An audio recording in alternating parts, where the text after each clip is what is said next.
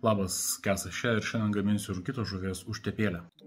Naudoju rūkytą lydeką, bet galima lygiai taip pat naudoti ir lydeką, ir ešerį rūkytą, ar kažkokią kitokią rūkytą žuvį. Tai matote, išdarinėjai dabar išimu pačią jau mėsą, kadangi rūkyta lydeka turi pagrindėtą stuburo kaulą vieną ir kauliukus prie pelekų.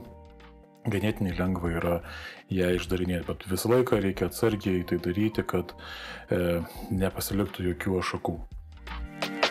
Išdarinėti patogu su pirštais, bet jeigu nepatinka su pirštais, galite pasiimti šaukštelį arba šaukštą ir su šaukštu lygiai taip pat nuo odos arba nuo kaulų galime nuimti mėsą, bet su pirštais vis dėlto didžiausią turbūt dalį mėsos jūs ir nurinksite, nes oda ant jūros lydekos yra tokia ganėtinai plonytė ir su peiliu įbraukiant galima įplėšti, tai šaukštelis visai padės.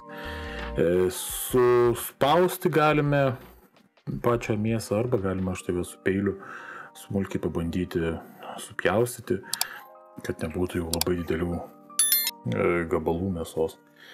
Viską dedame į indą. Ir dabar krabų lazdelės, aš dar įdėjau, tai supjaustysiu krabų lazdeles. Daug kas turbūt kalėdoms turi kiaušinių pjaustyklės, tai galite susipjaustyti su jomis, arba naudokite peilį, kaip ir aš, irgi smulkiai supjaučiau 4 berods kiaušinius.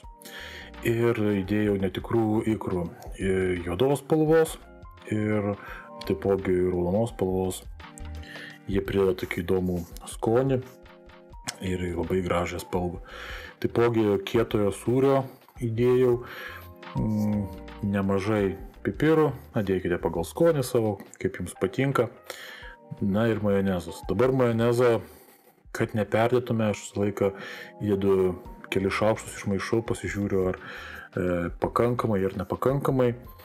Tai dėdami majonezą, pasižiūrėkite pagal savo skonį, galite pabandyti pakeisti majonezą į grietinę arba graikišką jogurtą, jeigu jums labiau patinka. Dažniausiai šitą užtepėlę dedu į šaukštelius tešlos tokius, gaunasi vieno kąsnio sumuštiniai, dar būna krepšeliai iš sūrio, tai irgi būtų visai smagu. Galite dėti ir ant forminės duonos, gal paskrudinti jie šiek tiek reikėtų iš pradžių, kad būtų tokia traškesnė. Na, kaip jau jums atrodo, taip ir darykite.